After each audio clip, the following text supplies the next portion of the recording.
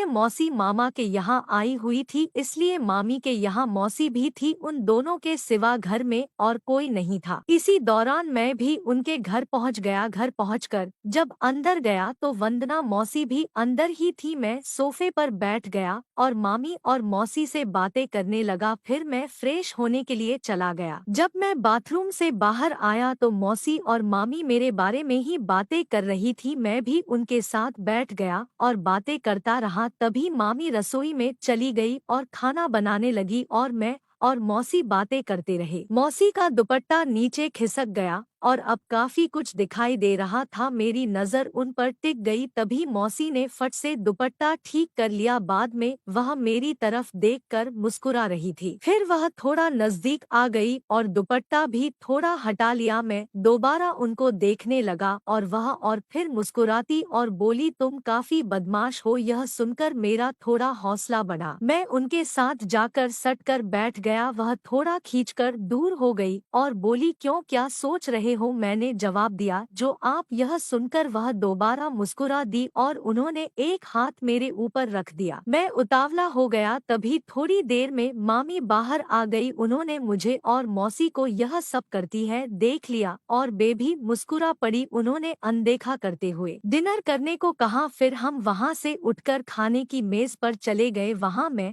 और मौसी एक तरफ बैठ गया और मामी दूसरी तरफ बैठ गई। हम खाना खाने लगे। तभी मैंने जानबूझकर रोटी नीचे गिरा दी और उसे उठाने के बहाने नीचे झुका और नीचे से मौसी के साथ छेड़छाड़ कर दी। वह थोड़ा ही ली और छट से मुझे ऊपर उठा लिया। मौसी और मामी जी आपस में एक दूसरे की तरफ देखकर मुस्कुराई और फिर सब खाने लगे। तभी मौसी ने अपनी कुर्सी मेरी तरफ खिसका है और अपना हाथ मेरे ऊपर रख दिया और फिर खाना खाने लगी। धीरे धीरे वह अपना हाथ मेरे यहाँ वहाँ करने लगी। तभी मेरे मुंह से आ निकली। यह सुनकर मामी ने पूछा, क्या हुआ राज, कहीं दर्द हो रहा है? मैंने फट से जवाब दिया, नहीं मामी, ऐसी कोई बात नहीं है, बस मेरे पैर की उंगली दब गई थी और मैंने झट से मौसी का हाथ हटा दिया। लेकिन मामी और मौसी आपस में मुस्कुरा रही थी। मुझे थोड़ा शक हुआ और मैं थोड़ा सा खाना खाकर उठ गया। तभी मामी मौसी से धीरे धीरे पूछने लगी, क्यों, कैसा है राज? मौसी भी धीरे से कुछ गुस्साई, काफी अच्छा है।